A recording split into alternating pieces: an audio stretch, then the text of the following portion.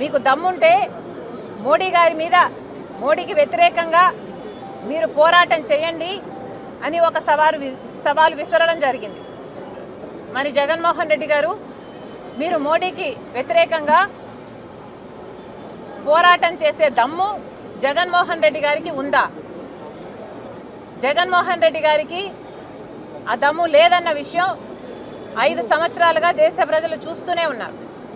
మోడీ గారికి దత్తపుత్రుడిగా మారింది జగన్మోహన్ రెడ్డి గారు.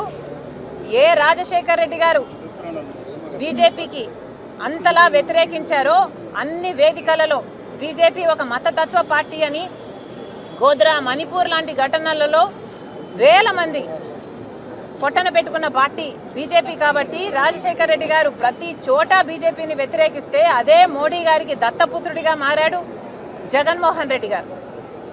మరి జగన్మోహన్ రెడ్డి గారు గుండెల మీద చేసుకొని చెప్పాలి, హాట్ లైన్ ఉన్నది ఎవరికి? మోడీ దత్తపుత్రుడు మీరు కాదా? మీరు ఎందుకని ఈ రోజు వరకు కూడా అసెంబ్లీకి వెళ్ళలేదు? మీకు దమ్ముంటే ఇప్పటికైనా అసెంబ్లీకి వెళ్ళండి. అక్కడ ఇప్పుడు జరుగుతున్న ఈ లిక్కర్ కుంభకోణం ఎందుకని మీరు ఓన్లీ క్యాష్ పద్ధతిలోనే అమ్మకాలు జరిపారో సంజాయిషి ఇచ్చుకోండి.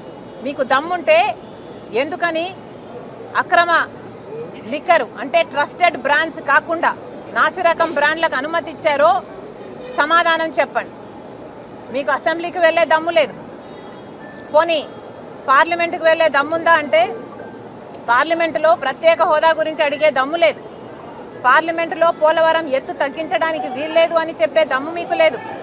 పార్లమెంటులో ఓట్ చోరీ జరుగుతుంటే మోడీకి వ్యతిరేకంగా పోరాటం చేసే దమ్ము మీకు లేదు. మరి మీరు ఎందుకున్నట్టు? మీరు అసెంబ్లీకి పోరు, మీరు పార్లమెంటుకు పోరు, మరి మీ పార్టీ ఎందుకున్నట్టు? మీ పార్టీ ఇదొక పార్టీ, మీదొక అజెండా. సిగ్గుండాలి కదా.